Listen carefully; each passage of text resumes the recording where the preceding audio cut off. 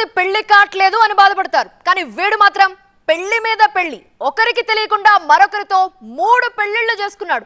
4వ పెళ్లికి కూడా రెడీ అయిపోయాడు. కానీ ఈసారి అతని పాచిక పారలేదు, పోలీసులకి చిక్కాడు. ఇంతకీ ఎవరా నిత్య పెళ్లి కొడుకు? గ్రాండ్ గా పెళ్లి, కానీ ఇది మొదటిది కాదు, అలాగని చివరిది కూడా కాదు. అదేంటి అని ఆశ్చర్యపోతున్నారా? ఇతని లీలలే వేరు. పెళ్లి కాకపోతే మళ్ళీ మళ్ళీ అంటూ 3 ముళ్ళు వేసుకుంటూ వెళ్తూనే ఉన్నాడు. అయితే 4వ పెళ్లి దగ్గర బ్రేక్ పడడంతో ఇతని వ్యవహారం ఇప్పుడు వెలుగులోకి వచ్చింది.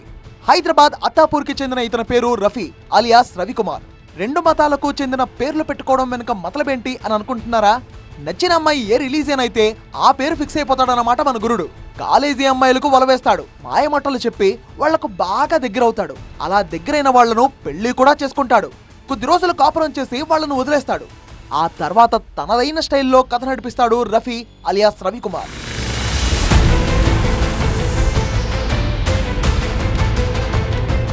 నిఖా చేసుకొని తలాకని చెప్పేసే రఫీ ప్రైవేట్ వీడియోలను అడ్డం పెట్టుకుని బాధిత మహిళలకు కాల్ చేసేవాడు.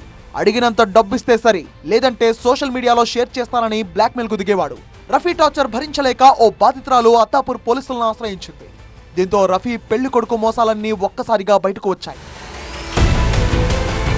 ఇప్పటిదాకా రఫీ అలియాస్ రవి 3 అమ్మాయిలను ట్రాప్ చేసి తర్వాత పెళ్లి చేసుకున్నట్టుగా పోలీసులు గుర్తించారు. అయితే ఈ మధ్య 4వ యువతితో కూడా పెళ్లికి సిద్ధమయ్యాడని, ఈలోపే అతని మీద ఫిర్యాదు రావడంతో అది ఆగిపోయినట్టుగా తెలుస్తోంది.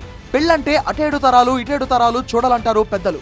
అలా చూస్తేనే ఫ్యామిలీ బ్యాక్గ్రౌండ్ ఏంటి అన్నది తెలుస్తుంది. అవేవీ చూడకుండా అబ్బాయి బాగున్నాడు, 5 అంకెల జీతం ఉంది కదా అని టెంప్ట్ అయితే ఇదిగో ఇలా రంగు పడటం ఖాయం. మంచి మనిషి ముసుగులో రఫీ లాంటి వాళ్ళు మీకు ఎదురవ్వచ్చు.